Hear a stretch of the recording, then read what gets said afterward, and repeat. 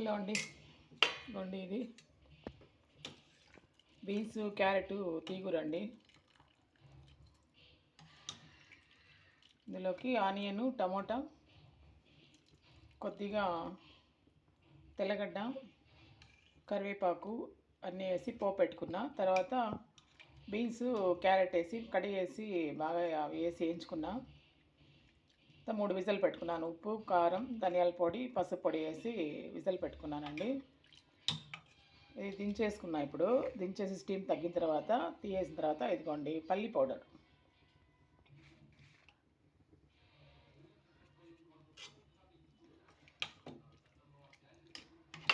పల్లి పౌడర్ ఇట్లా వేసుకుంటే ఇదే తీగుర అంటారండి మా సైడు. బాగుంటుంది, రైస్ లేకైనా బాగుంటుంది, ముద్ద లేకైనా బాగుంటుంది, టిఫిన్ లేక కూడా బాగుంటుందండి, చపాతీ లేకి అన్నిటికీ బాగుంటుందండి.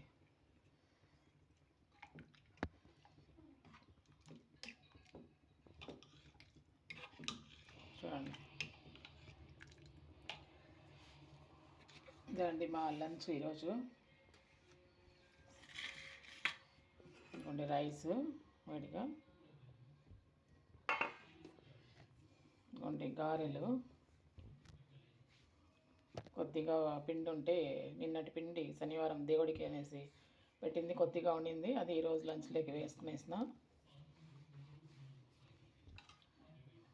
బాగుంటుంది కూర అయితే ఇట్లా ట్రై చేయండి, సింపుల్గా బాగుంటుంది.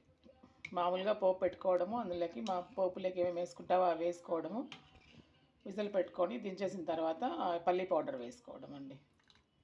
చాలా టేస్టీగా బాగుంటుంది.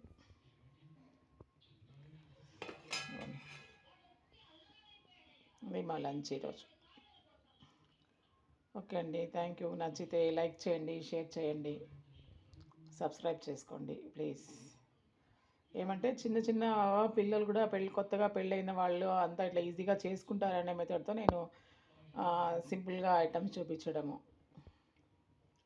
ఎక్కువ కష్టపడకుండా స్టవ్ దగ్గరికి వచ్చినామంటే అన్నీ రెడీ చేసుకొని తొందరగా అయిపోయేలాగా పెడతానండి. ఓకే అండి, బాయ్.